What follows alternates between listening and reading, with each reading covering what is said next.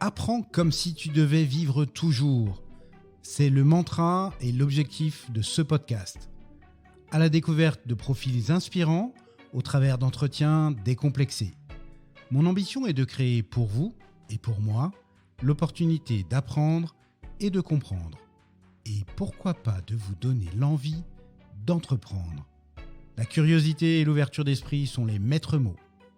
Mon nom est Pierre Barrault et c'est un plaisir que de faire ce chemin avec vous. Ce podcast est sponsorisé par l'ISC Paris, École de commerce et de management. Il est réalisé avec les moyens techniques du studio de podcast du campus Orléans de l'ISC, dont je suis le directeur général.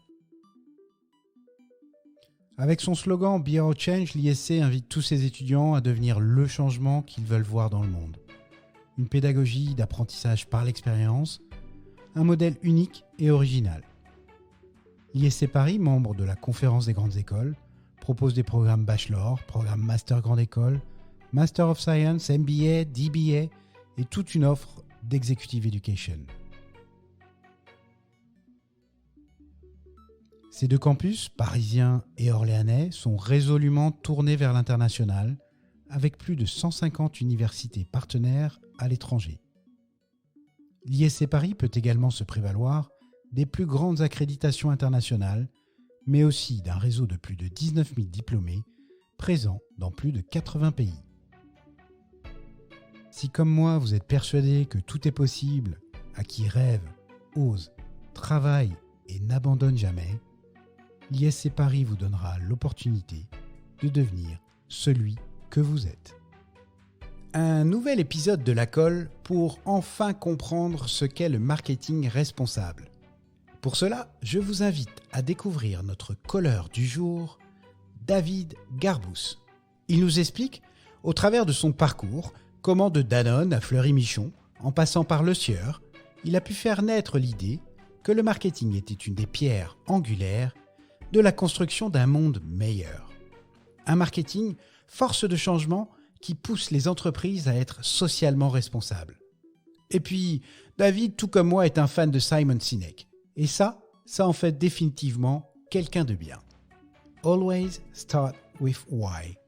C'est son credo que je partage à 3000%. Aujourd'hui, David est entrepreneur et accompagne plus de 10 entreprises sur la voie du changement. Il était une fois un homme qui changeait le monde grâce au marketing. Il était une fois David Garbous.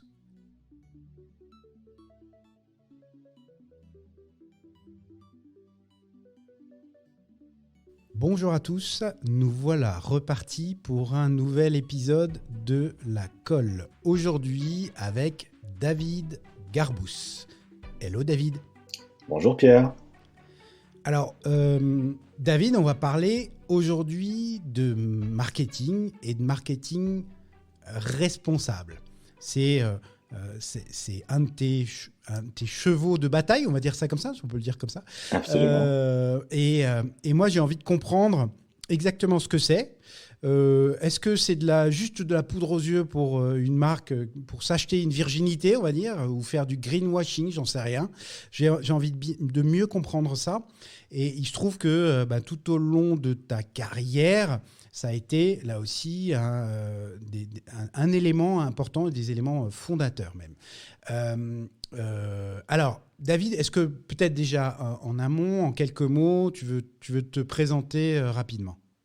Oui, avec plaisir. Je suis ravi d'être avec toi. Et écoute, moi j'ai 20 ans d'expérience aujourd'hui dans l'univers de la grande consommation.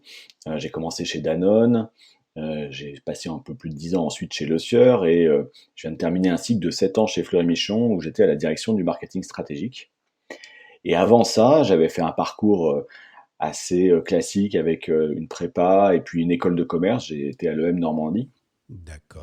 Et jusque à la dernière année de l'école, je dois dire que je ne savais pas exactement quelle discipline ou comment m'orienter. Et j'ai choisi le marketing en dernière année grâce à une équipe qui est venue à l'école pour présenter un cas qui était le cas Cœur de Lion. Cœur de Lion, lancement d'une nouvelle, référence de camembert. Et toute l'équipe marketing est venue à expliquer comment ils étaient arrivés à cette idée pour changer un petit peu la perception, comment ils avaient développé l'offre, sur quel code ils étaient appuyés. Ils ont montré l'ensemble des actions de relations presse qu'ils avaient faites, la communication.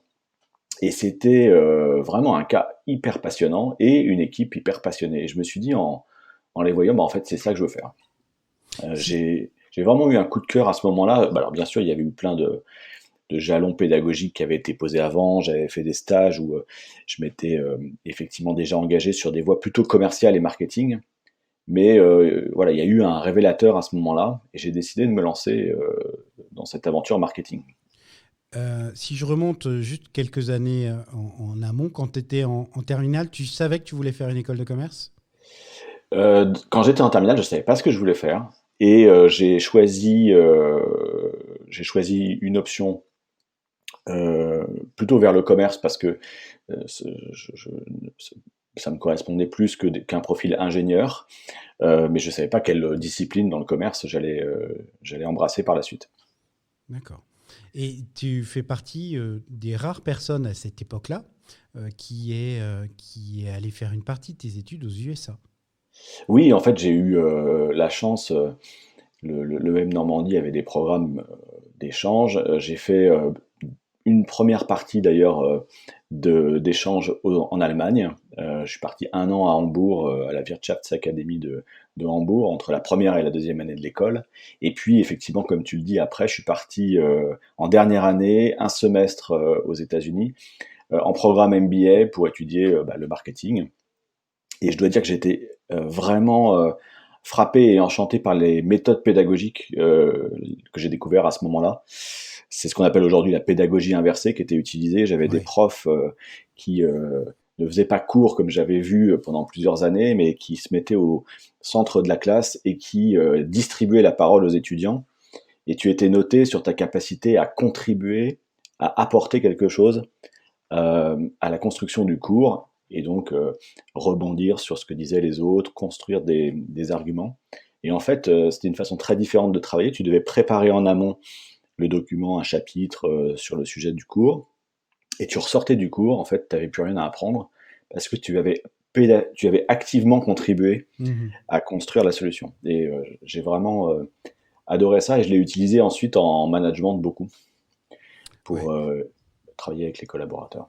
Ouais, puis on en reparlera, mais tu es allé aussi vers la transmission au-delà de toutes tes activités. Absolument. Mais alors, donc, tu sors de l'école, tu veux faire du camembert, et donc là, tu cherches du boulot. Exactement. Alors j'avais eu un contact pendant ma scolarité avec le groupe Danone. J'avais fait un stage de chef de secteur chez Belin, genre des petits biscuits salés dans la région parisienne. Et j'ai gardé C'était, contact avec ce groupe. Et ouais, c'était façon job étudiant. oui, c'était façon stage. Tu sais, dans le cursus, il fallait effectivement qu'on puisse avoir un certain nombre de stages, d'expériences professionnelles. Et donc j'étais à la direction régionale de Paris et j'avais travaillé sur une opération notamment commando pour les fêtes de fin d'année. Enfin, je passe les détails, mais ça avait été hyper formateur pour moi et je suis resté en contact avec le groupe et j'ai eu l'opportunité de partir pour Danone, donc en Allemagne, de nouveau. Euh, C'est quoi pour cette accointance avec l'Allemagne? ben, Il y a une histoire derrière ou pas? non, pas, enfin, il y a eu des. J'étais pas hyper studieux en allemand jusqu'à l'école, je dois dire. C'était mais j'ai eu je sais pas, c'est une convergence de facteurs, mais j'ai eu l'opportunité de faire cette année de césure entre la première et la deuxième année à Hambourg, où là j'ai découvert le pays de l'intérieur et voilà, je me suis plu et du coup comme j'avais eu cette expérience hyper riche, j'étais quasiment bilingue en sortant d'un an forcément en Eh Allemagne. ouais. Mhm. Danone a été voilà a misé sur cette compétence pour m'envoyer faire un truc assez sportif quand même, puisque l'enjeu c'était d'aller m'occuper de la marque Kronenbourg à Mayence. Et Aller l'idée donc de vendre de la vendre bière aux Allemands. voilà, de la bière française en La plus, hein, bière n'est-ce pas? française aux Allemands, ouais. Donc C'est vrai que c'est c'était un challenge. effectivement c'était un beau défi. un sacré challenge. En fait, Cronenbourg avait lancé une bière sur un concept de gastronomie à la française dans les années 80 et ça avait plutôt bien marché au début. Mais le marché allemand, c'est un marché très concurrentiel avec énormément de Ah oui. brasseurs et Cronenbourg avait plutôt tendance à perdre des parts de marché. Donc l'enjeu, c'était de faire un peu un diagnostic, stop ou encore. Et moi, sortant d'école de commerce, j'avais fait un beau document qui disait soit on continue et voici les conditions dans lesquelles on peut y arriver, positionnement, pricing, etc. Soit on arrête. Et il s'est rien passé de tout ça, puisque on a Warsteiner, le leader allemand de la bière, qui est venu voir Cronenbourg en France en disant qu'il voulait s'installer en France. Et Mhm. nous, on lui a dit, bah, écoute, c'est une très bonne nouvelle, on va t'aider, mais il faudrait que tu nous aides en Allemagne. Et on lui a proposé en fait de reprendre la commercialisation de la Cronenbourg cœur de marché, qui n'était pas très différenciée, de la remplacer par sa Warsteiner. Donc ma première expérience marketing a consisté à tuer une marque. Il faut savoir le faire. Mais ça a été chouette parce que donc ils ont remplacé la Cronenbourg pas très différenciée par leur Warsteiner que tout le monde connaissait et ils Ouais. ont distribué en contrepartie toute une série de bières de spécialité que Cronenbourg avait dans son portefeuille, donc la Grimbergen, la Mort Subite, la Well Scotch, ce type de bière, qui représentait 40% du marché allemand, qui était en croissance à deux chiffres, mais Warsteiner n'avait pas ces produits dans son portefeuille. Donc on a fait un deal hyper intéressant où finalement nous, on a résolu un problème sur le cœur de marché. On est allé se bagarrer plutôt sur les 40% en très forte croissance. On a permis à Warsteiner d'avoir un portefeuille et une offre produit beaucoup plus large. Et on est ressorti de là. Il y avait plus de Cronenbourg, mais il y avait de la 1664, de la Grimbergen, de la Mort Subite. Et c'était une super expérience, surtout que Ouais, c'est formateur, ouais, en tout cas. exactement. Et c'était d'autant plus formateur que c'était le groupe Danone derrière, donc des structures, des moyens. Je me rappelle de séminaires marketing internationaux à Evian qui étaient extraordinaires avec toutes les équipes Mhm. internationales. Et en même temps, moi, j'étais dans une structure de 16 personnes à Mayence. Et donc, je suis rentré vraiment dans l'entreprise en embrassant toutes les fonctions. J'avais la comptabilité juste à côté de moi, la direction financière. C'était une très petite équipe. Et du coup, j'ai énormément appris pendant ces 2 ans à Mayence. Et Mais l'agroalimentaire, ça venait vraiment de ton expérience Cœur de Lion? C'était vraiment ça le fait générateur? ouais, je pense qu'en fait, il y a quelque chose intimement qui me parle dans l'alimentation et je me suis rendu compte après pourquoi.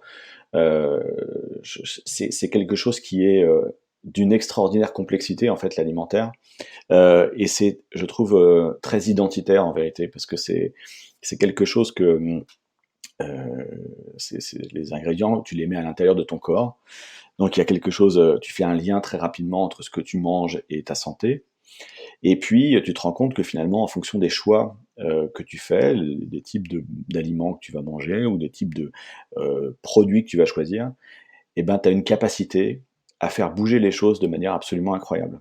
Si tu choisis un produit bio plutôt qu'un produit standard, bah, tu vas simplement en changeant de paquet de jambon, pour prendre cet exemple, changer, tu vas offrir la possibilité d'ouvrir des perspectives nouvelles à des éleveurs, tu vas contribuer à lutter contre un certain nombre de grandes problématiques, on va en reparler. Et en fait, c'est un univers d'une richesse qui est incroyable, et surtout, comme c'est un univers avec des achats très répétés, en fait, on peut changer le monde très souvent. C'est Mhm. des cycles courts, donc on peut changer, et on peut Ouais. voir assez rapidement les effets de son travail. On est d'accord que dans les années 90, on n'en était pas encore là. Enfin, je sais pas, enfin, je m'en souviens un petit peu, mais il y avait une conscience de qualité, ouais, certainement. Mais finalement, ce chemin de se dire ce que je mange conditionne ma santé, ou peut-être que j'étais trop jeune à l'époque pour me dire ça, hein, parce que Non, voilà. enfin, c'était émergent, mais c'était encore très très peu visible. Tu as raison, le cœur de l'offre, c'était le plaisir, et c'était la nutrition, ça qui commençait à monter en puissance pour dire il faut que le produit soit bon et bon au goût et bon pour la santé. On parlait pas encore de bon pour la planète, pas du tout, ou très peu. Bon, et t'es chez les Teutons.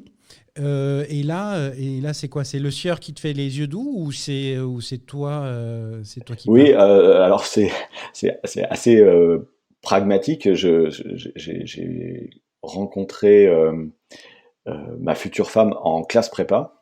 D'accord. On a fait nos études tous les deux. Comme quoi, ça sert aussi à ça. Exactement, absolument.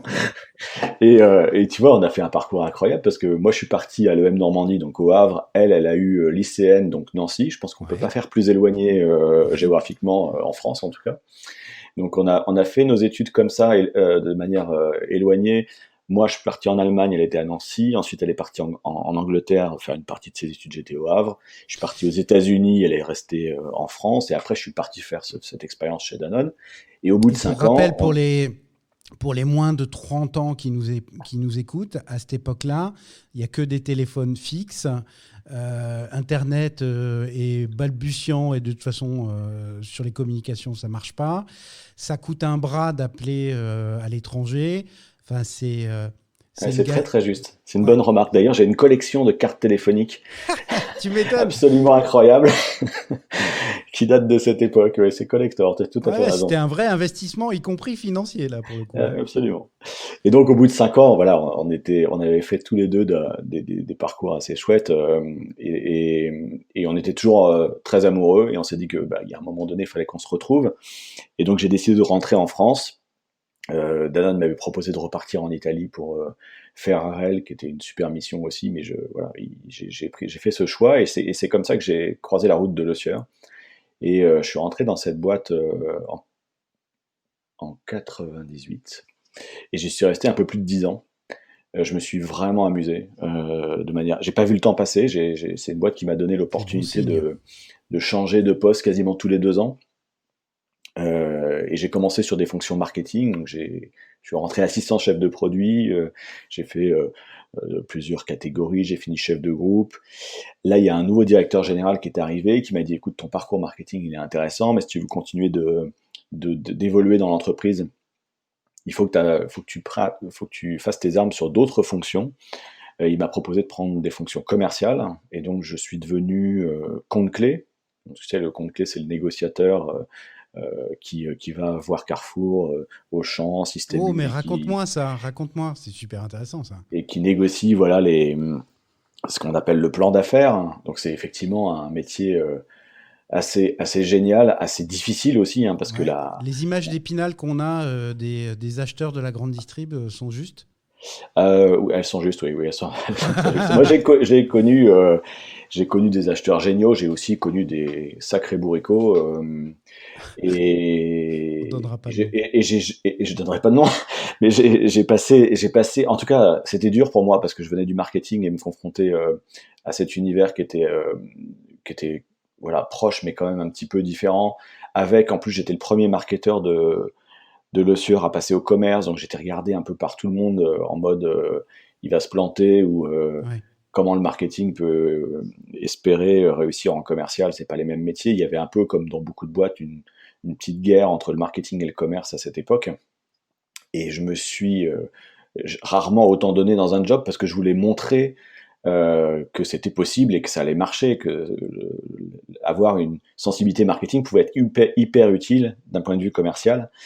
Et donc la première année, je me rappellerai toujours, j'ai été le dernier compte clé à signer les accords de l'année parce que je voulais pas lâcher. D'accord. Et ça s'est fini dans le bureau du directeur des achats de mon client avec mon directeur commercial. Mhm. Vraiment un moment assez dingue. Et on a fini par signer. Et l'année d'après, j'étais le premier à signer parce que j'avais tiré tous les enseignements, et puis que je pense que j'avais conquis une forme de respect de la part de l'acheteur en face aussi, D'accord. Parce que tu n'avais en pas faisant lâché. ça. Ouais, je pense, je pense. Parce qu'ils essayaient de te faire lâcher sur quoi? Sur le prix, sur ta marge, sur. Oui, bah tu sais, c'est tous les dans une négociation de ce type-là, c'est tous les leviers sont bons pour d'un côté améliorer la rentabilité du distributeur, de l'autre développer les ventes de l'entreprise. Donc tu dois trouver un terrain d'entente, et une bonne négociation, en fait, c'est une négociation où chacun tire quelque chose qui va dans son objectif. Donc l'enjeu de la négociation, c'est de trouver les passerelles, les rapprochements pour que chacun sorte de la négociation en ayant le sentiment d'avoir atteint son objectif. Si tu C'est avais, un art, hein, vraiment. si t'avais un tips comme ça à partager sur l'art de la négociation, ce serait lequel? C'est d'abord beaucoup d'écoute, de compréhension des besoins du client, parce que si t'as pas compris la direction dans laquelle il voulait aller, bah, tu peux passer beaucoup de temps à tourner autour du sujet.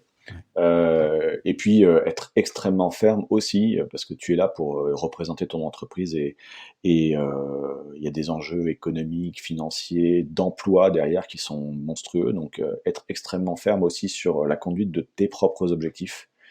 Et moi, j'en ai tiré énormément d'enseignements pour la suite parce que j'ai pas fait le même marketing après cette expérience-là. Ouais. J'ai énormément travaillé notamment sur tout ce qui concerne la définition des objectifs en amont, tu vois, des projets.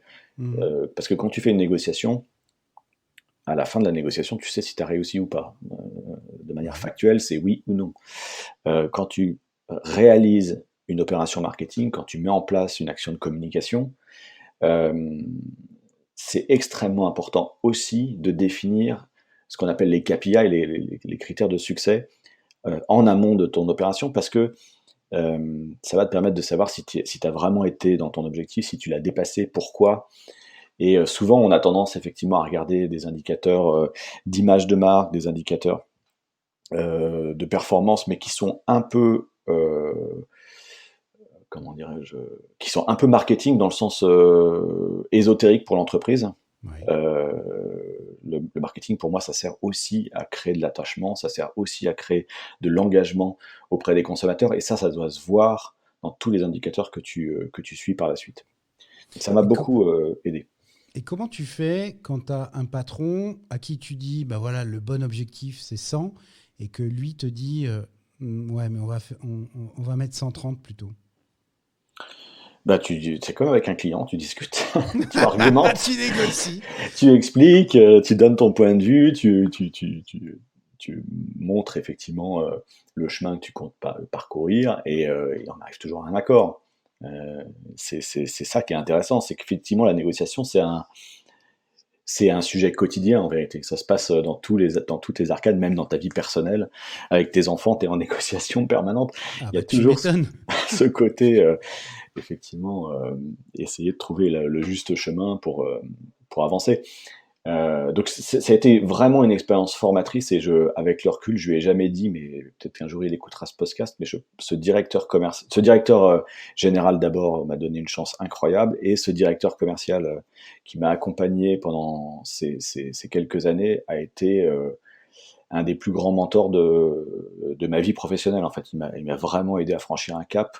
Ça m'a énormément donné confiance en moi, en fait, parce que quand tu réussis une négo comme ça dure, et ben, il se passe quelque chose, hein, parce que ça c'est quelque chose que tu as été chercher vraiment au plus profond de toi-même. Ouais, j'ai connu ça pendant longtemps, quand tu sors avec le contrat signé.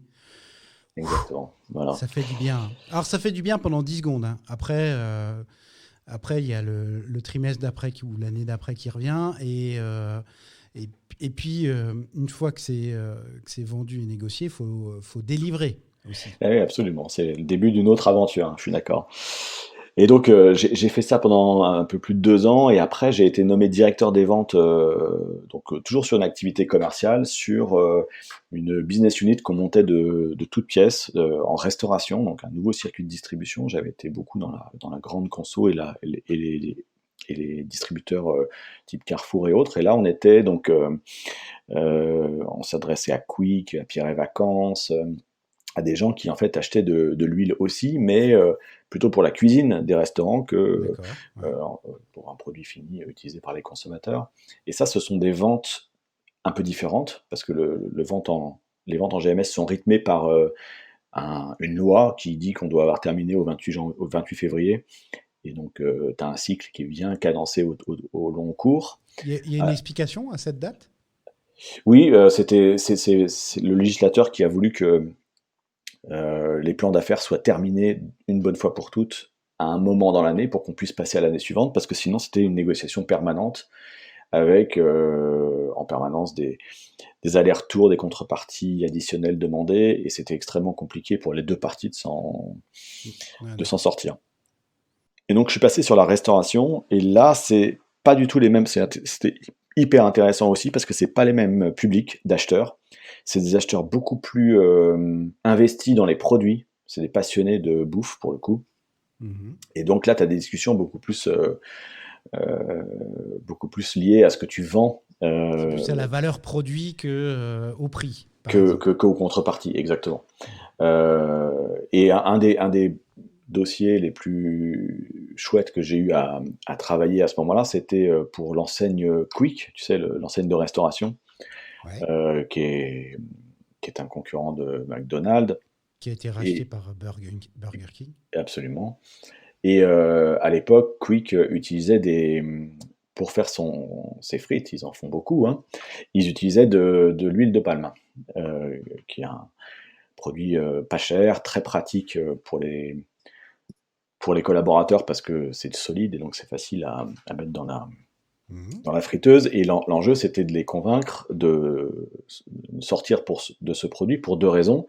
Des raisons nutritionnelles d'abord, parce que l'huile de palme, c'est très riche en acides gras saturés, donc d'un point de vue santé, c'était pas extraordinaire. Et aussi pour des raisons environnementales qui sont venues ensuite, hein, mais il y avait les sujets déjà de la déforestation. C'était déjà sur la table. Oui, La problématique huile de palme était déjà sur la table. Okay. Pas comme elle l'est devenue après, mais c'était déjà un sujet émergent et Quick a eu, je dirais, l'intelligence de le percevoir et de voir un avantage compétitif à se saisir de ce sujet un peu en avance de phase. C'est un truc qu'ils ont utilisé derrière en marketing, eux, par exemple ou... Tu vois, c'est là où moi j'ai utilisé à la fois mes compétences commerciales et marketing pour les accompagner. C'est que on a fait véritablement un travail d'argumentation à 360 pour expliquer que c'était intéressant de changer. C'était objectivement très difficile au début parce que on leur a proposé une solution sur mesure avec des mélanges d'huile très particuliers par rapport aux usages, qui était grosso modo 20% plus cher que ce qu'ils avaient. Ah ouais, c'est pas rien. Pour un acheteur, c'est hyper compliqué dans ces standards d'acheter 20% plus cher. Donc on a travaillé avec la R&D notamment, la recherche et développement, pour démontrer que ces 20% de surcoût à l'achat allaient être en partie, voire totalement couverts, grâce au gain à l'usage, parce que c'était une huile, comme dans sa composition, qui était plus résistante, on va dire, et donc elle devait durer 20% plus longtemps.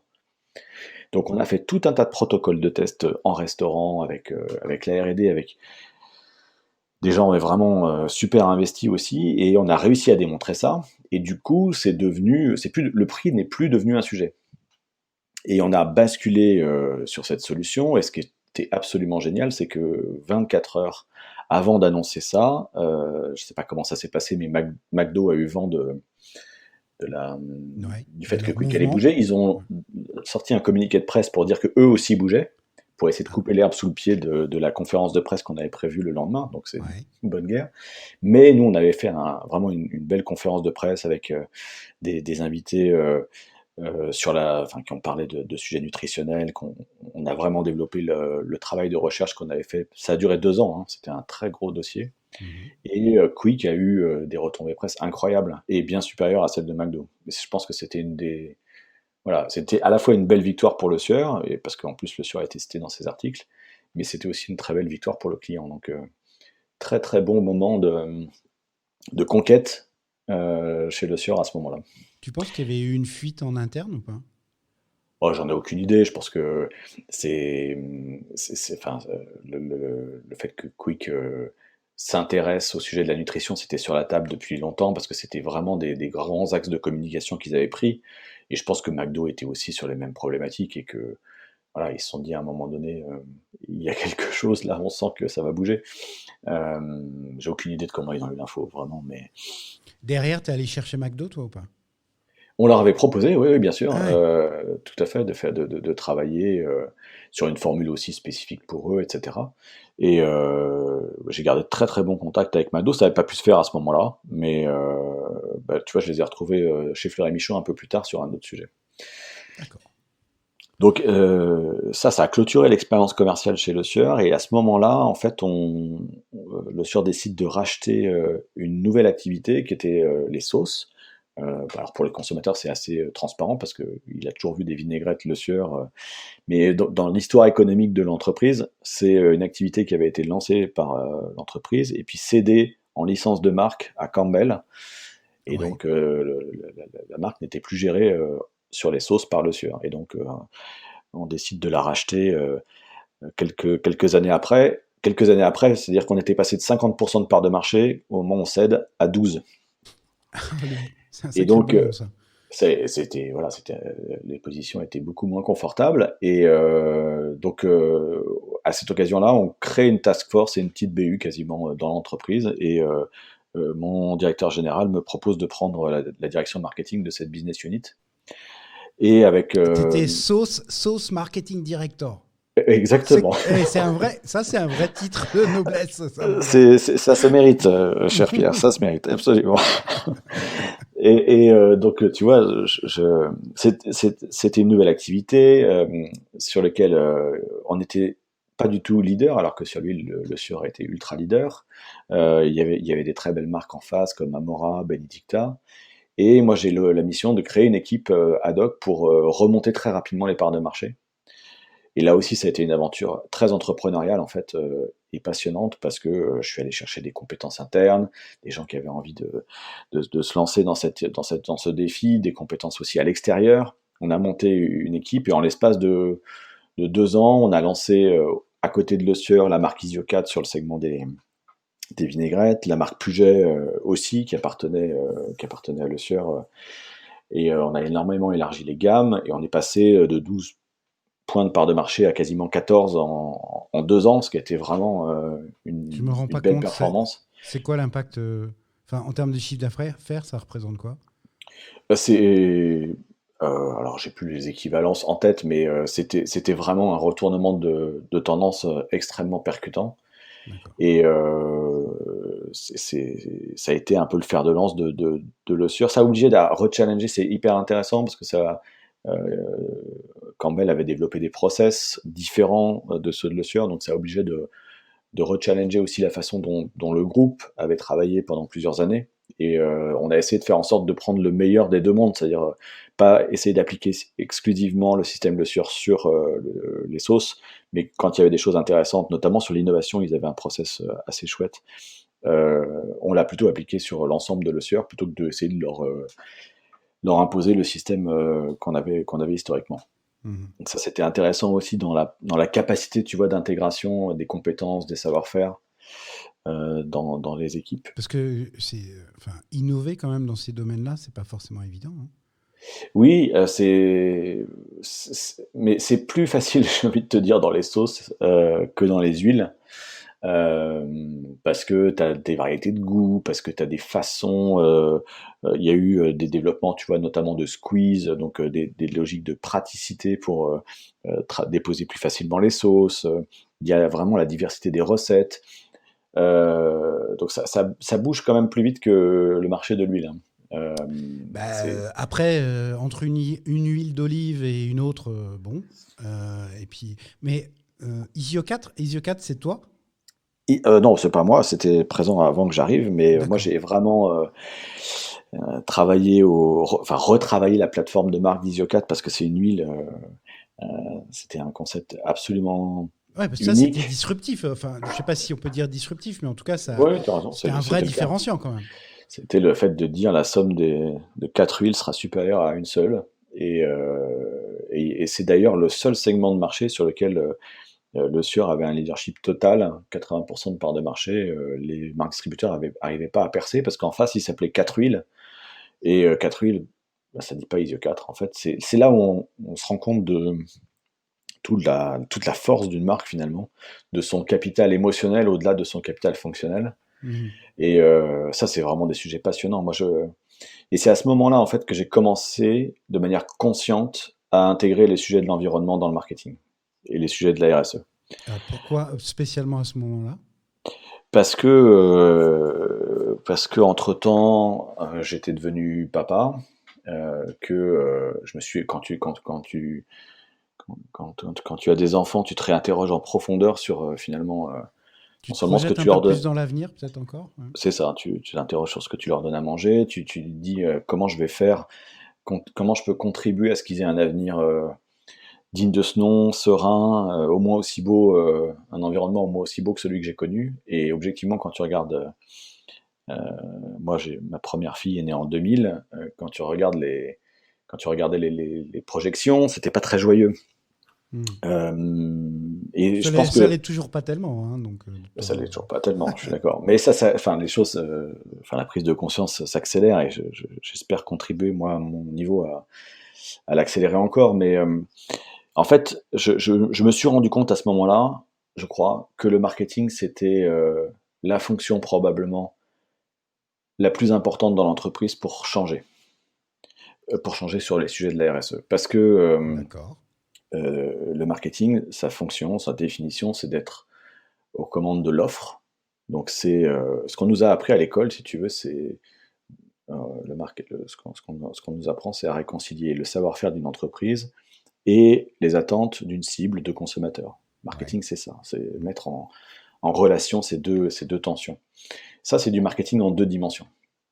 Moi, je suis convaincu aujourd'hui qu'on doit faire un marketing en 3 dimensions, c'est ça le marketing responsable, où tu gardes bien sûr les 2 sujets d'adéquation offre et demande, mais tu rajoutes une dimension sociétale, c'est-à-dire que tu dois systématiquement, à chaque fois que tu prépares un développement produit, là, tu dois te poser la question de savoir si c'est un projet, un produit qui sera viable à 20 ans.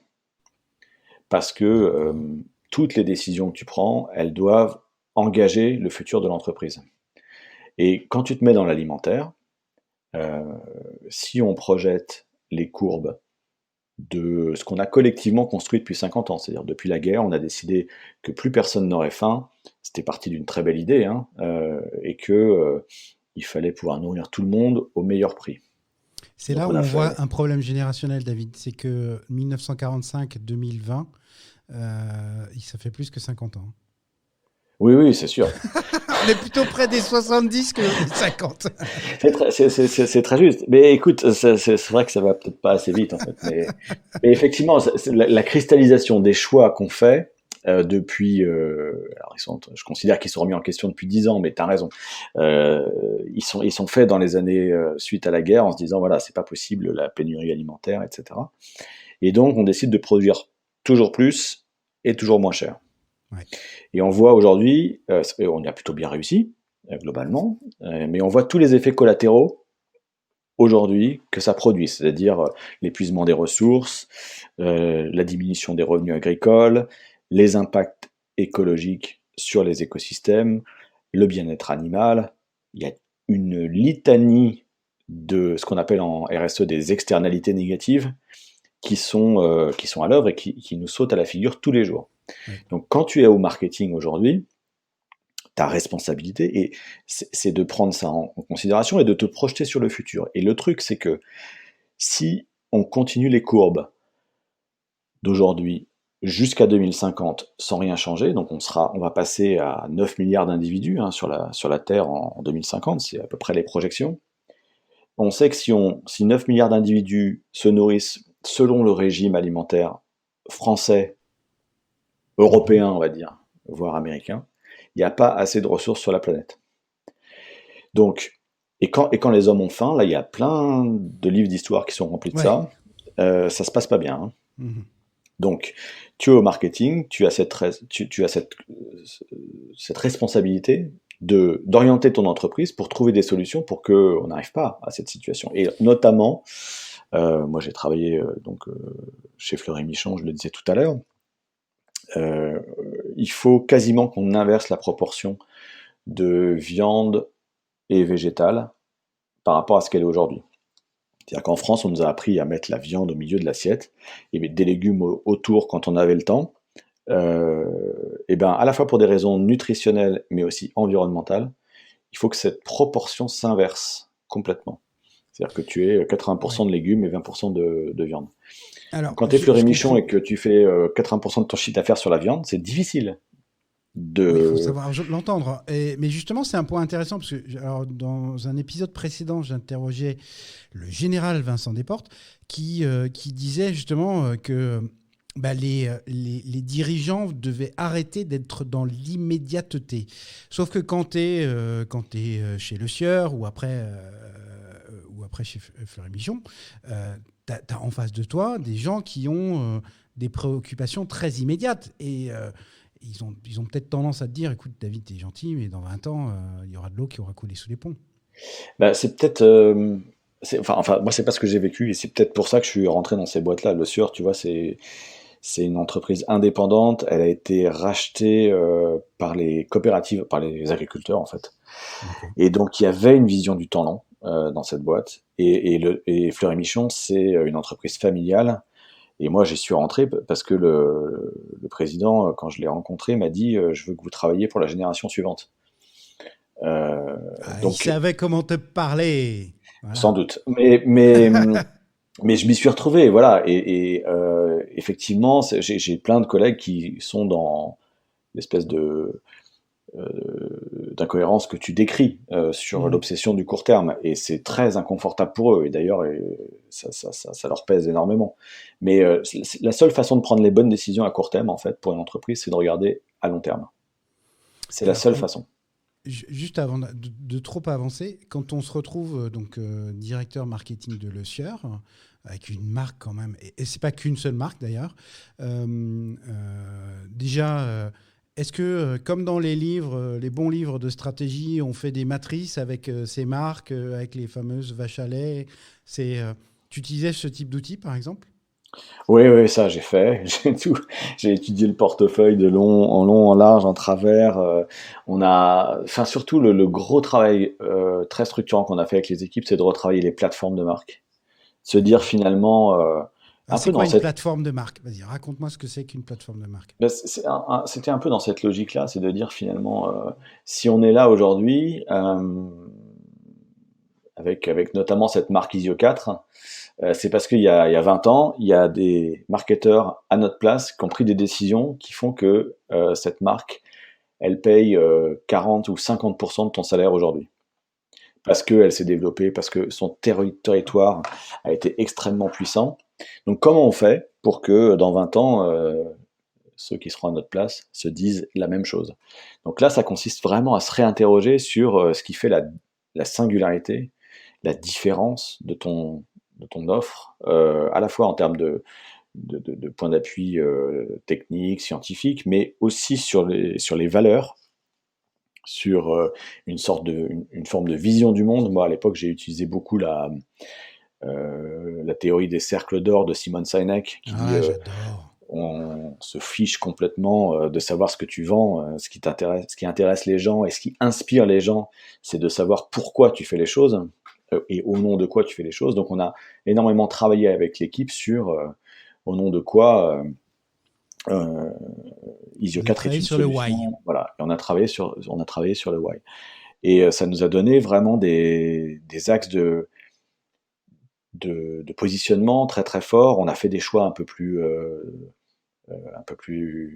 comment dire, un peu plus couillu, pardon pour le mot, mais Ouais. notamment on a décidé, on venait donc d'avoir ce changement d'actionnaire, et on a décidé sur Fleur de Colza, qui était une des huiles du groupe, de parler des agriculteurs. C'était en 2008, et de parler d'agriculture raisonnée. Là, moi, j'étais vraiment rentré dans cette idée de le marketing doit faire bouger les choses. Ouais, ça y est, t'étais picousé, là, ça y est. Là, mais j'avais pas encore démontré que j'avais raison, en fait. Je l'ai démontré avec Fleur de Colza et Le Sieur, D'accord. en décidant de mettre en place un cahier des charges spécifique, de donner une rémunération supplémentaire à des agriculteurs qui changeaient leurs pratiques pour améliorer les choses sur le plan environnemental, et de le faire savoir aux consommateurs. Et je dois dire que donc on a mis des agriculteurs sur les packs, on a assumé ce positionnement et cette communication. Et ça, Et le ça, directeur financier de Le Sieur, il était d'accord. oui, c'est pas lui du tout qui s'est posé des questions. C'est d'ailleurs le directeur commercial dont je parlais tout à l'heure qui dit mais finalement c'est bizarre ton truc. Ça fait plusieurs années que le colza est plébiscité pour la nutrition, pour les oméga 3. Pourquoi est-ce que tu t'embêtes à mettre des agriculteurs? Est-ce que c'est pas un peu ringard? On a eu une discussion assez géniale au comité de direction à ce moment-là.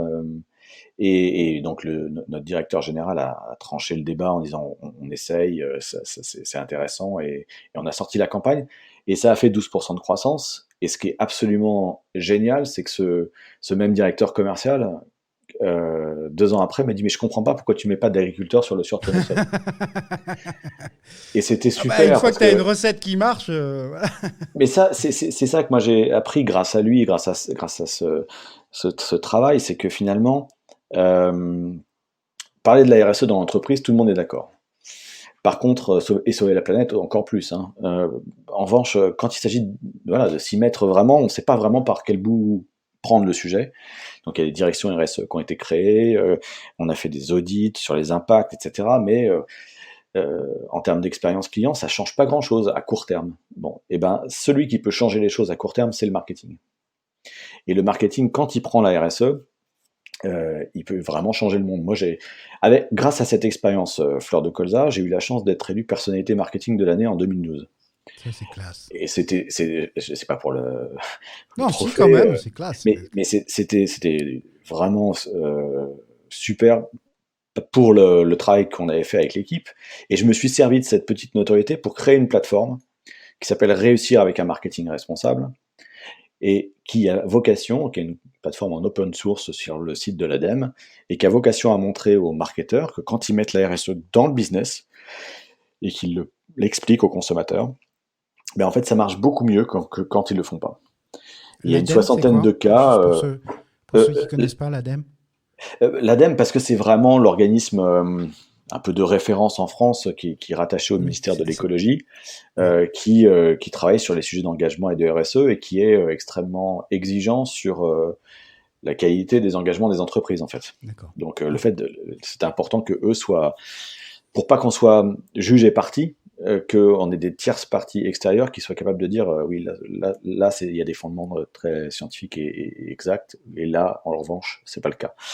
Et toi, tu as créé une plateforme, c'est ça que j'ai compris ? Oui, j'ai co-créé cette plateforme avec une société de conseil qui s'appelle Greenflex, donc on a commencé à déposer les premiers cas.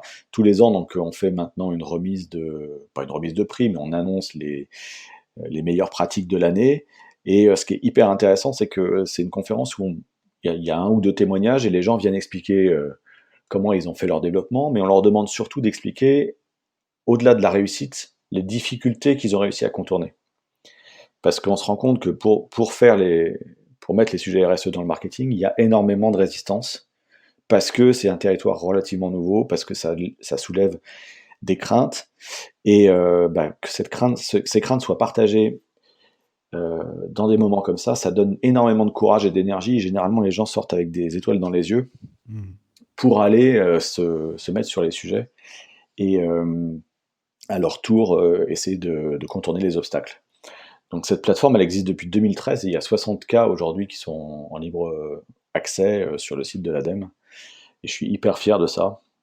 J'ai réuni autour de ce groupe de travail initial, il y a l'ILEC, l'ADEME, je l'ai dit, donc l'Union des marques. Donc il y a beaucoup il y a même Audencia en business school.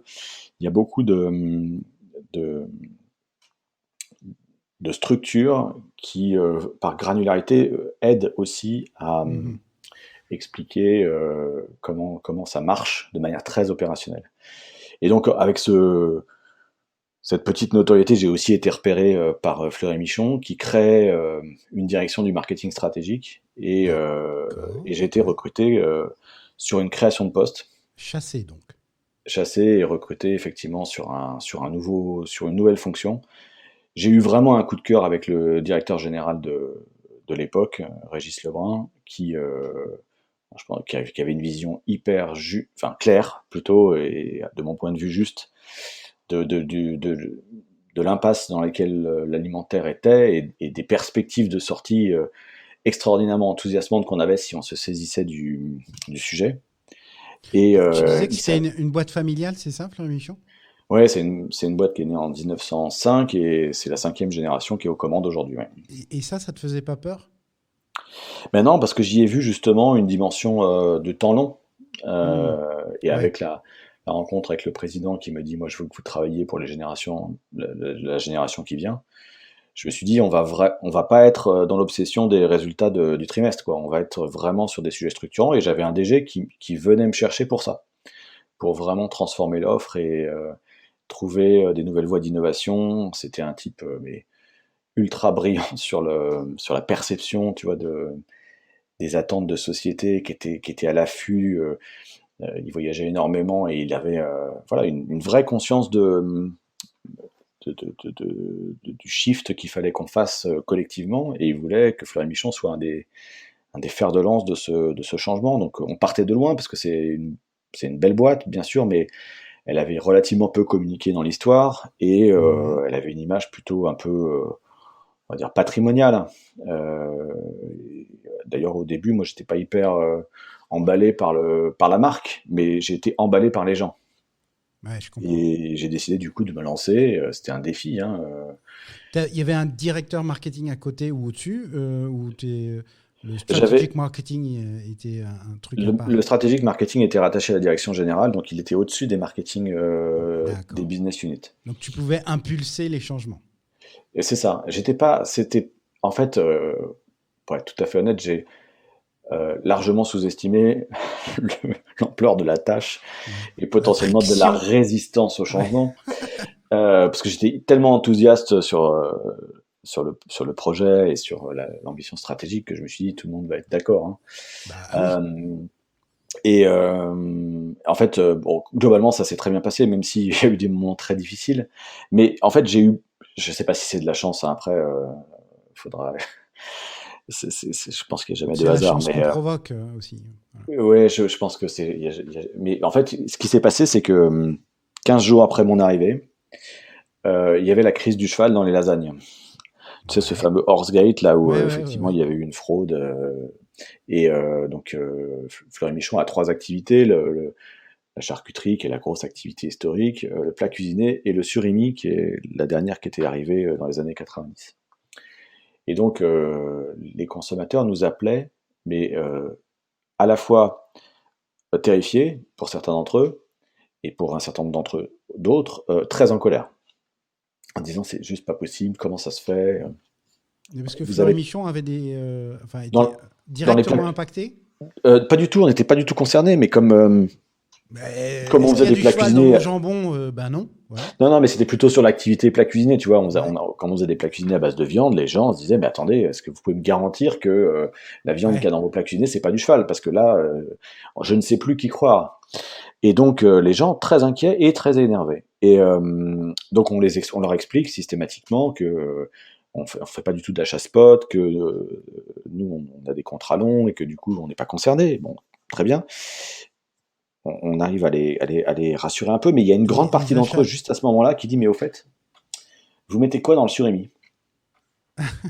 Et tu vois bien, ça traduisait magnifiquement la crise de défiance. Ouais.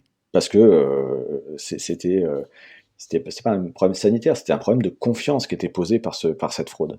Et le surimi, c'est un peu l'archétype du produit bizarre, hein, D'accord. Oui. les Français adorent ce produit, c'est le deuxième marché mondial derrière le Japon. Mais on n'a jamais expliqué la recette. Ça a été présenté comme un produit ultra tendance, ultra moderne dans les années 90 quand il est arrivé. Mhm. Et tout le monde en mange, mais tout le monde se dit, je sais pas ce qu'il y a dedans. Et même pire que ça, les gens sont convaincus que c'est fait avec des yeux de Bernard Lhermitte et des arêtes, hein. Et c'est Et à pas ça. l'époque, ben non, en fait. Pas du Ok. tout, parce que ça Ça marcherait va. pas, hein. Non, non, mais c'est bon. Autant se Ça, ça, rassurer tout ça de ne- suite. ça, on pourrait pas faire du surimi avec des arêtes, ça marcherait pas. D'accord. Physiologiquement, c'est impossible. Mais du coup, cette question énorme, elle arrive, et à ce moment-là, moi, je venais juste d'arriver, et l'équipe Surimi marketing avait prévu une campagne de pub. Et c'était une campagne de pub comme on nous a appris à faire à l'école, c'est-à-dire que avec des consommateurs, enfin des gens qui se régalaient en Des mangeant gens du heureux. surimi dans une cuisine, etc. Et Ouais. je me suis dit que si on sortait ça à ce moment-là, ça allait pas bien se passer du tout, parce que c'était émotionnellement pas du tout raccord avec ce qui se passait autour. Donc j'ai bloqué cette campagne, ce qui Tu t'es n'a fait pas été des amis ce très, jour-là, non? très facile, forcément, Ouais. parce que Mhm. ils avaient tout était prêt. Et on a repris le sujet à zéro, en disant finalement comment on peut essayer de convaincre les gens que ce surimi chez Fleury Michon, il est fait correctement. Ce qui était le cas, hein, parce que pour le coup, j'avais vérifié moi-même avant. Et on a pris le contre-pied complet en fait du marketing classique. On a fait une campagne pour dire aux gens, écoutez, ne nous croyez pas sur parole, venez voir par vous-même. Et on a proposé aux consommateurs de remonter toute la chaîne depuis leur supermarché, en passant par l'usine où était fabriqué le surimi, en allant jusqu'en Alaska, puisque c'est là qu'on achetait le poisson, pour à la fois leur montrer que c'était du poisson, que ce poisson, on en prélevait bien les filets et qu'on enlevait les arêtes. T'as amené Bref, un des dispositif. consommateurs en Alaska? Et on a emmené des consommateurs en Alaska, C'est absolument. génial, ça. Mais aussi des blogueurs, mais aussi des journalistes. L'objectif, c'était vraiment d'avoir ce qu'on appelle des parties prenantes aujourd'hui, Ouais. dans leur diversité, qui puissent, un peu comme saint Thomas finalement, regarder, soulever le capot et se faire une opinion objective, avec bien sûr toutes les questions auxquelles on était amené à répondre, etc. Et donc on a fait ça, c'est une campagne qui a duré 6 mois. Et là aussi, comme sur Fleur de Colza, il s'est passé un truc de fou, c'est que en termes de business, on est passé d'une situation de décroissance, on était à -5 avant la crise, et on a fini l'année à +12. Et la business unit Surimi, qui était un peu la business unit en retrait par rapport à ses collègues de charcuterie et plats cuisinés qui étaient en croissance, c'était le vilain petit canard un peu. Et en l'espace de 6 mois, c'est devenu les héros de la boîte, quoi. Ouais.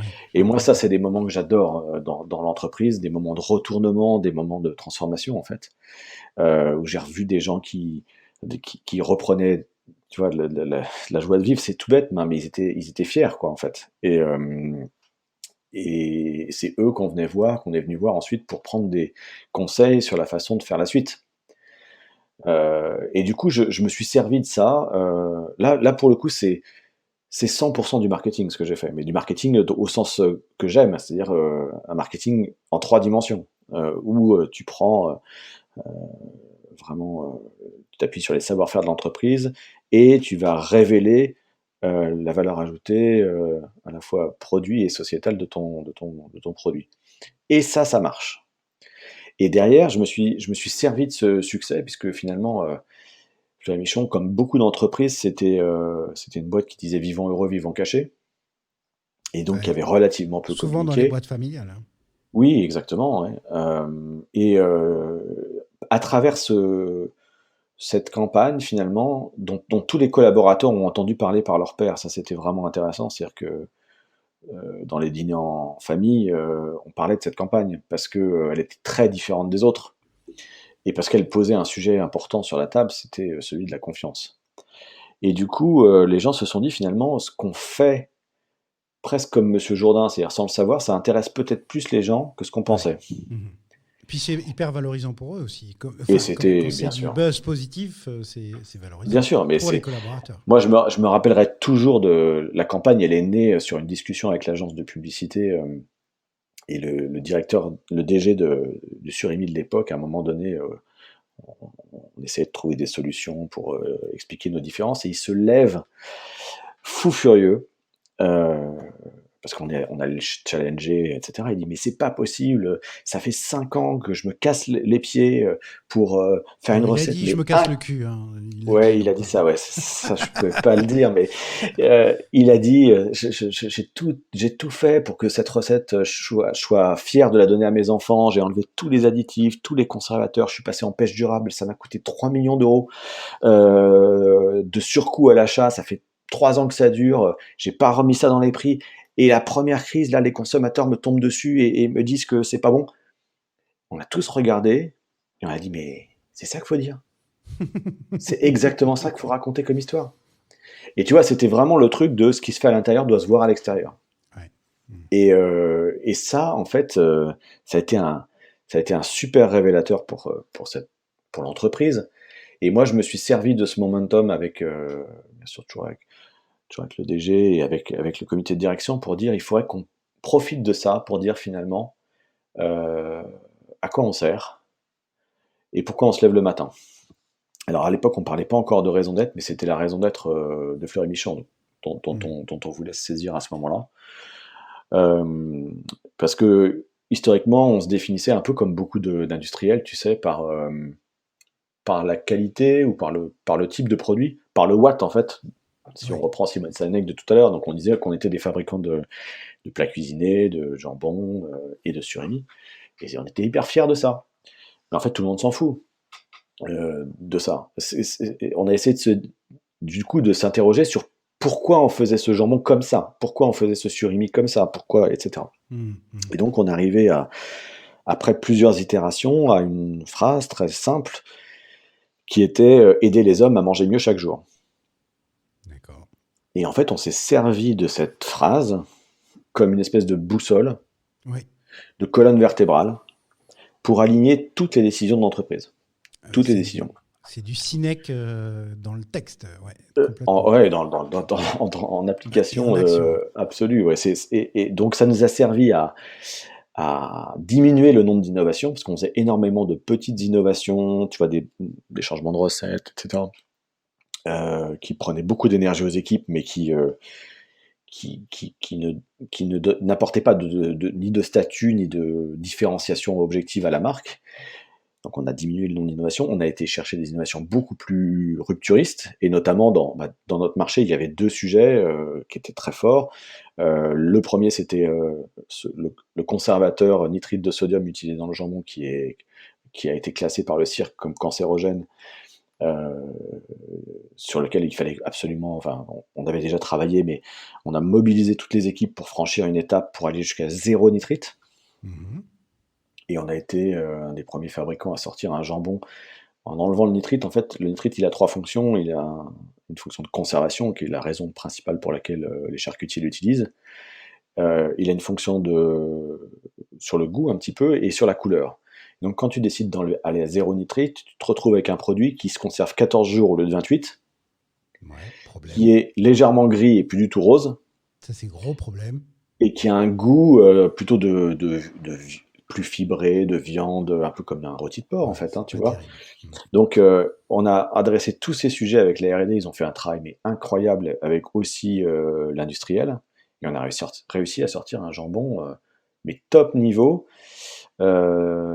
qui a vraiment aidé au positionnement et à la crédibilité du manger mieux. Parce que au démarrage, quand on a commencé à en parler, moi, j'avais toute l'équipe qui s'occupait des réseaux sociaux au sein de mon équipe. Et quand on parlait du manger mieux, on avait 80% des consommateurs et de la société civile en général qui avaient une opinion négative ou neutre. C'est-à-dire qu'ils disaient Fleury Michon, il mangeait mieux, vous êtes mignon, mais vous êtes quand même un industriel, donc je vous crois pas. Et au bout de 4 ans, parce qu'on a fait, grâce à cette boussole et grâce à cette colonne vertébrale, on a pris un certain nombre de décisions visibles par les clients de changement. Donc ça a été l'adoption du Nutri-Score. Dès qu'il est sorti, on était la première entreprise à le signer, alors que c'était sur la base du volontariat et que plein d'entreprises étaient un peu frileuses. On a ensuite fait zéro nitrite. On a sorti le deuxième pain point, une nouvelle génération de plats cuisinés en barquettes de bois pour remplacer 80% du plastique utilisé dans les barquettes classiques. Et en fait, tu vois, la succession de ces actions et leur cohérence ont fait qu'on est passé de 80% de négatifs et neutres à 60% de positifs et neutres au bout de 4 ans. Ouais, mais parce que tu avais prouvé. Enfin, exactement. C'est factuel. Et donc, on n'avait pas convaincu tout le monde, parce que 60%, c'est loin d'être fantastique, mais on avait des gens qui commençaient à nous défendre dans les interactions sur les réseaux sociaux en disant « Ok, ils sont pas parfaits, mais ils ont fait ça, et ils ont fait ça, et donc ils font peut-être plutôt partie de la solution que du problème. » Et ça a une valeur inestimable. Quand tes clients commencent à prendre ta défense, oui, ça a de la valeur. Ouais. Exactement. Et avec toutes ces actions, à fin 2019, on était la 3e marque alimentaire préférée des Français, alors qu'on n'était même pas dans le top 10 5 ans avant, tu vois. Donc ça a été pour moi une expérience, mais d'une richesse énorme. Et je suis sorti donc en février 2020 de cette année, de Fleury Michon, en me disant j'ai eu 2 expériences longues. Le mec qui a du pif quand même, tu sors 2 mois avant le Covid. Ouais, c'est passé. Écoute, du coup, je me suis retrouvé à réfléchir en même temps que tout le monde, ce qui était plutôt pas mal. Ouais. Et ma question, c'était comment je réussis à accompagner plusieurs Fleury Michon en même temps, en fait, parce que je venais de faire 2 expériences longues, hyper géniales, très vraiment impliquées avec les équipes et tout. Mais compte tenu des enjeux où je vois l'accélération des inquiétudes et puis globalement des risques qui sont devant nous. Et j'ai choisi deux nouvelles orientations assez radicalement différentes de ce que j'avais fait jusqu'à présent. La première, c'était ce qui nous réunit aujourd'hui, c'est j'ai été contacté par l'ISC qui voulait monter, donc l'ISC Paris, qui voulait monter C'est comme ça qu'on s'est connus. Exactement, qui voulait monter un MSc sur la communication et le marketing responsable, et qui m'a demandé si j'étais intéressé de les aider à le faire, et je fais ça avec beaucoup de bonheur là, quasiment depuis le mois de février. Ouais, puis là aussi, tu as un track record qui fait que, tu vois, là, je savais à peu près de quoi on parlait quand même. Je sais pas, mais en entendant tes expériences, je suis convaincu de toute façon que le marketing ne peut plus être que responsable. Je suis d'accord. En fait, ça serait criminel de faire autre chose aujourd'hui, objectivement, par rapport aux générations qui viennent. Et donc, on sait que la génération qui est à l'école aujourd'hui a été beaucoup plus sensibilisée, beaucoup mieux, j'en sais rien, ou le monde voit moins bien, je sais pas non plus, mais c'est une génération qui est très en demande et qui est très mobilisée sur ces sujets-là, et avoir la possibilité comme ça de leur faire un vrai retour d'expérience, de les armer pour qu'ils soient hyper opérationnels dans l'entreprise quand ils ont leur premier job, pour transformer les choses grâce au marketing, moi ça me fait kiffer, mais tu peux pas imaginer quoi. Et puis, tu sais que dans la série Prise de conscience, alors moi j'ai eu une prise de conscience, j'ai pu voir que mes filles, donc de 14 et 17, elles regardaient le Nutri-Score. Oui, c'est exactement ça. Pour le coup, ça m'a un peu interrogé, on va dire. C'est-à-dire que, alors ça n'empêche pas de manger des trucs à la con. Hein. C'est-à-dire que bon, elles vont préférer manger du Kit Kat des barres de chocolat plutôt que des courgettes peut-être, mais au moins elles en ont conscience.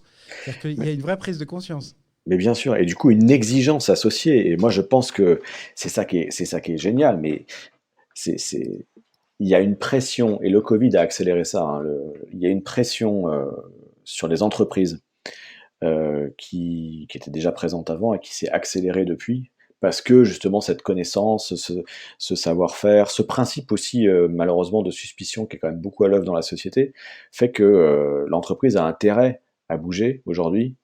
Je crois que c'est Havas qui disait que 70% des entreprises pouvaient disparaître sans que personne s'en inquiète.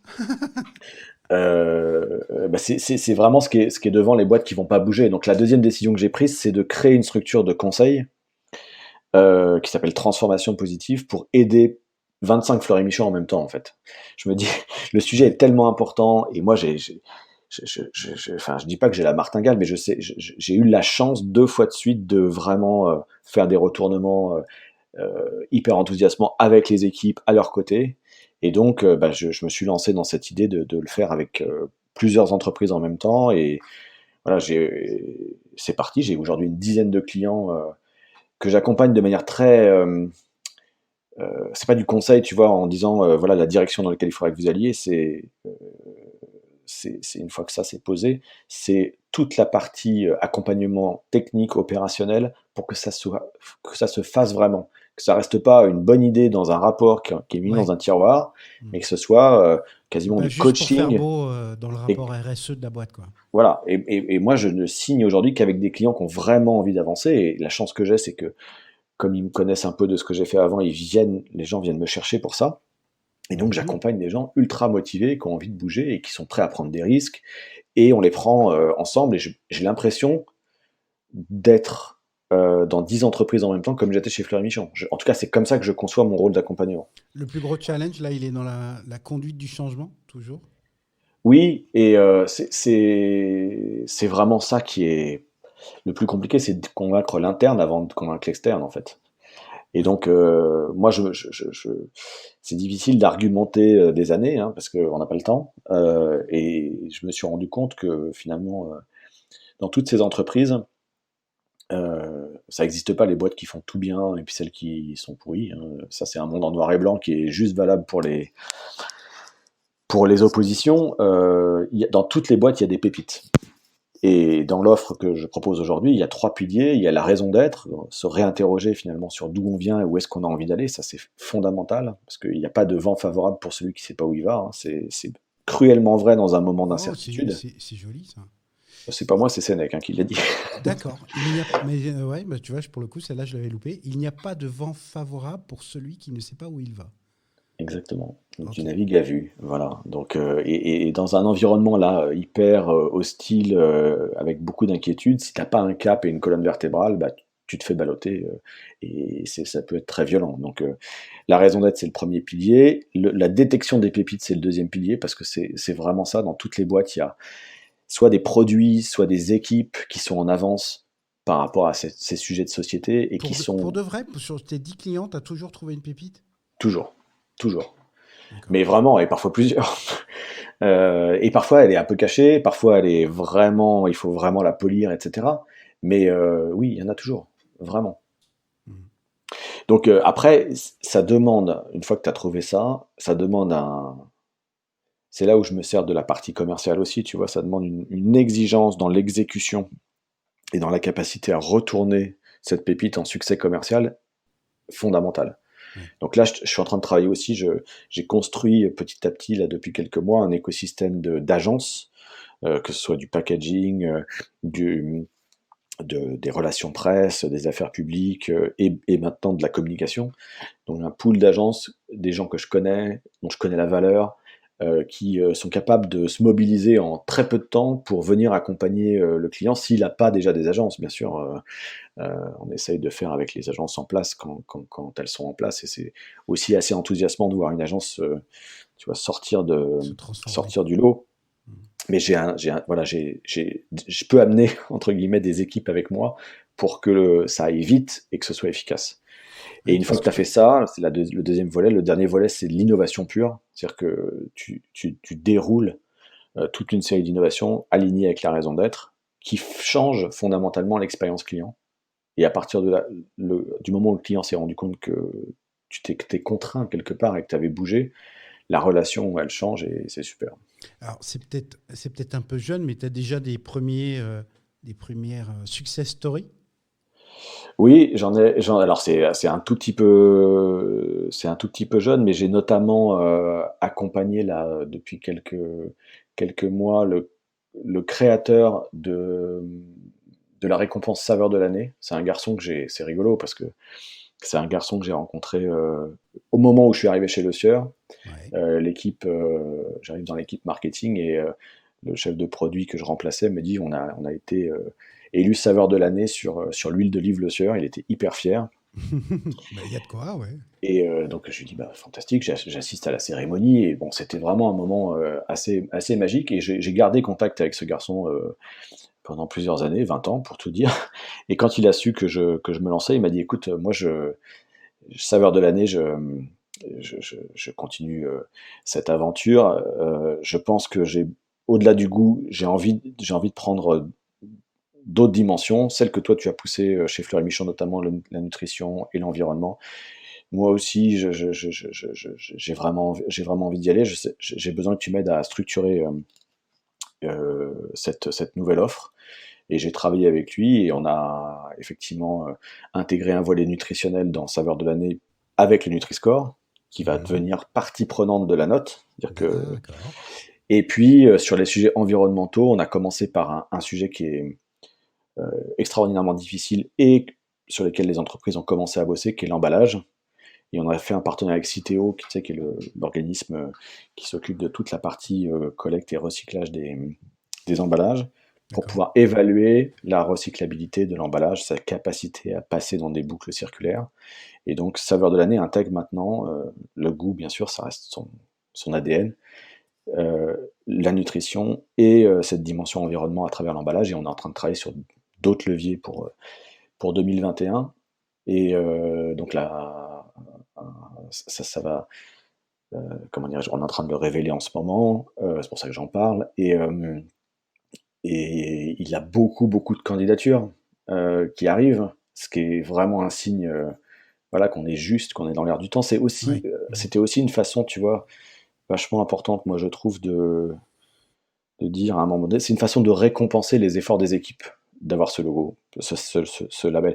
La façon dont il me l'avait raconté, j'ai adoré, c'est il disait que dans le théâtre, par exemple, tu as les Molières qui sont une espèce de Ouais. récompense annuelle où on va récompenser les meilleures pièces. Il y a les Césars, etc. Et ben, dans l'alimentaire, finalement, il n'y a pas grand-chose. Et lui, il voulait créer un moment où on célèbre quelque part la prise de risque, le saut d'obstacle, parce que c'est comme ça que ça se passe. Et puis, la, les boîtes qui sont les plus en avance de phase. Et donc, on va travailler, enfin, on a travaillé là-dessus. Et en janvier, il y aura une cérémonie pour célébrer tout ça. Alors, tu n'es pas obligé de me répondre, mais sur un business comme ça, justement, c'est quoi l'équation économique? Comment il vit? En fait, c'est une double équation. La première, c'est que il faut candidater pour être élu saveur de l'année. Donc là, tu déposes un dossier de candidature et tu dois D'accord. financer euh, L'étude de ton l'é- dossier. l'étude de ton dossier avec notamment les tests organoleptiques qui sont faits dans des laboratoires sensoriels indépendants, enfin des laboratoires sensoriels plutôt, pour, euh, pour valider que ton produit, à l'aveugle, sans aucun marketing pour le coup, il a au minimum une note de 12 sur 20 notée par les consommateurs. D'accord. Donc ça, c'est la première partie du modèle économique. Il a une marge euh, sur cette évaluation. Et puis Mhm. après, si tu es noté sur le Nutri-Score et sur l'emballage notamment, tu obtiens le droit d'utiliser Le saveur de label. l'année. Et là, Ouais. c'est une licence quelque part de marque. Donc tu as des fees Ouais, d'accord. annuelles Ok. pour l'utiliser. Mhm. C'est comme ça que le business model est construit. Mhm. C'est quoi Alors, déjà, il y a un challenge parce que t'es passé d'une histoire et d'un environnement où tu avais des équipes en reporting direct, tu étais dans des structures conséquentes, avec de la ressource aussi. Et puis, tu te lances quelque part dans l'entrepreneuriat. Merde, il y a quelque chose qui est tombé. C'est mon alliance. Oh merde! Ah, c'est Je, un mauvais je, signe. non, mais ça m'arrive assez souvent. Je joue avec souvent et elle est toujours là 20 ans après, donc tout va bien. Bon. Euh, donc, tu te lances aujourd'hui et alors comment tu vis ça? Parce que aujourd'hui, si tu te retournes, il y a plus personne derrière toi. Déjà, comment tu le vis? Et puis, c'est quoi ton ambition pour transformation positive? C'est un très très bon point. C'était un des trucs qui m'a fait peur au moment de me lancer. Je voulais pas me retrouver tout seul parce que j'aime pas travailler tout seul. Euh, donc j'ai pallié ça d'abord en me disant, moi je vais accompagner mes clients comme si j'étais avec eux. Donc tous les clients avec lesquels je travaille, je considère que je suis dans l'équipe ou que je suis chef d'équipe à leur côté. Et donc je suis D'accord. tout le temps, je suis tout le temps. C'est comme si j'étais avec mon équipe en fait. Hmm. Donc, et d'ailleurs, c'est ce qui me restitue, c'est hyper génial, c'est qu'ils me disent, on a l'impression avec toi que même si t'es pas à l'intérieur, si t'es pas collaborateur de l'entreprise, bah, c'est comme si tu y étais, voire davantage, parce que tu t'engages à 250%. Donc ça, c'est une première façon de faire, et ça, pour moi, c'est important, parce que c'est aussi la garantie du résultat final. La deuxième chose, c'est que j'ai décidé là, comme ça a décollé très, très, très bien, de m'associer. Donc je vais faire grandir la structure, je vais m'associer avec d'autres consultants, des gens voilà, vraiment extra, Bien. et on sera du coup, tu vois, encore plus fort pour proposer une différence Hmm. ensemble aux clients. Et puis la troisième façon de l'adresser, c'est grâce à l'ISC une nouvelle fois, mais je travaille depuis quelques mois là au sein de la direction marketing et communication de l'ISC avec l'équipe marketing et communication. Hmm. Et c'est un vrai bonheur d'être avec ces gens, de retrouver cet esprit d'équipe aussi en direct, comme tu disais tout à l'heure. Ouais. Alors, puis, c'est un avantage aussi. Ta position, entre guillemets, quand même un petit peu externe, elle a un avantage, c'est que tu peux mettre les pieds dans le plat. Oui, oui, alors moi j'ai pas l'impression d'avoir changé pour ça avant, parce que je le faisais déjà dans les boîtes dans lesquelles j'étais, mais effectivement, c'est parfois, tu as tout à fait raison, c'est plus audible ou plus facile pour une structure d'entendre un point critique ou un levier d'amélioration par quelqu'un qui vient de l'extérieur que par quelqu'un qui vient de l'intérieur. Parce que il y a toujours une histoire entre les gens, il y a toujours des amitiés ou des inimitiés qui se sont créées dans la boîte, et il y a des gens qui deviennent plus audibles au bout d'un moment, parce que politiquement c'est pas le moment, etc. Et le fait d'avoir quelqu'un de l'extérieur à un moment donné qui arrive et qui pose un sujet, bah, ça oblige à se re-questionner collectivement. Et ça, c'est vrai que c'est une vraie force. Alors, puisque j'ai un pro du marketing sous la main, je vais en profiter pour poser la question. Parce que je vois de plus en plus, et on en fait un petit peu aussi, mais de stratégie marketing qui tourne autour de la notion d'influenceur. Mhm. Euh, c'est, qu'est-ce que tu en penses? Est-ce que c'est des bonnes logiques? C'est quoi là aussi ce à quoi il faut faire attention? Enfin voilà, ton avis là-dessus, c'est quoi? Je pense que c'est des logiques ultra intéressantes, si, comme pour beaucoup de choses, c'est fait en sincérité. C'est-à-dire que euh, aujourd'hui, tu crois beaucoup plus ton collègue, ta communauté sur les réseaux sociaux que une marque qui te raconte une histoire, Ouais. qu'un politique qui te raconte son ambition. Donc cette notion de peer-to-peer, elle est hyper importante dans la société aujourd'hui. Et donc les influenceurs, ils ont pris cette espèce de terrain où finalement ils vont construire une communauté sur des valeurs et ils vont essayer de la faire grandir autour de ces valeurs. Donc quand une marque arrive à l'intersection de ça, elle peut faire des étincelles incroyables. Elle peut complètement se planter aussi si elle est dans une logique de contrepartie média, où elle ne respecte pas, entre guillemets, la ligne éditoriale comment dirais-je, oui, le territoire de l'influenceur. Mais moi j'ai emmené des influenceurs en Alaska. Ils me disent 10 ans après que c'est une des meilleures expériences qu'ils aient jamais vécues avec une marque, Ouais. parce que on n'avait rien à leur vendre, entre guillemets, on leur a fait vivre une expérience, et sur la base de cette expérience, on leur a demandé de la raconter sans aucun filtre, avec leurs mots, leur façon de douter aussi. On voulait Ouais, pas de... t'as pas essayé de les dévoyer et de leur faire Exactement. dire ce que tu avais envie qu'ils disent. Donc si tu fais ça, c'est un levier extraordinaire, et c'est intéressant aussi parce que c'est un levier pour se challenger soi-même. Parce que quand tu es dans cet état d'esprit, tu es aussi dans l'obligation de t'ouvrir aux critiques ou aux pistes d'amélioration. Et un Mhm. peu comme on disait tout à l'heure, un conseil extérieur vient te secouer, bah, un influenceur qui est dans sa verticalité, dans son rôle, peut venir aussi t'apporter des éléments de construction de ton offre hyper puissants. Bah écoute, c'est hyper clair. David, est-ce que... parce on me dit toujours que je fais trop long, je sais, mais on s'en fout. Euh, Est-ce qu'il y a une question à laquelle tu aurais aimé répondre et que je ne t'ai pas posée? Un truc, ou peut-être une synthèse, un message fort. Alors là déjà, c'est puissant comme approche et comme transformation, même si c'est quelque chose qui s'inscrit dans le temps et dans la durée, effectivement. Est-ce qu'il y a, il y a un truc que tu veux passer, que tu voulais dire absolument? Moi, oui, j'aimerais passer un message, j'espère qu'il est passé là un peu, mais d'optimisme. Je pense que voilà, il y a beaucoup d'alertes aujourd'hui sur le fait que dans 5 ans, dans 10 ans, que le monde va mal, etc. Je pense que l'avenir, vraiment, il est entre nos mains. On a encore la chance, on est une génération qui a la chance de pouvoir, je pense peut-être pour la dernière fois, changer le cours des choses.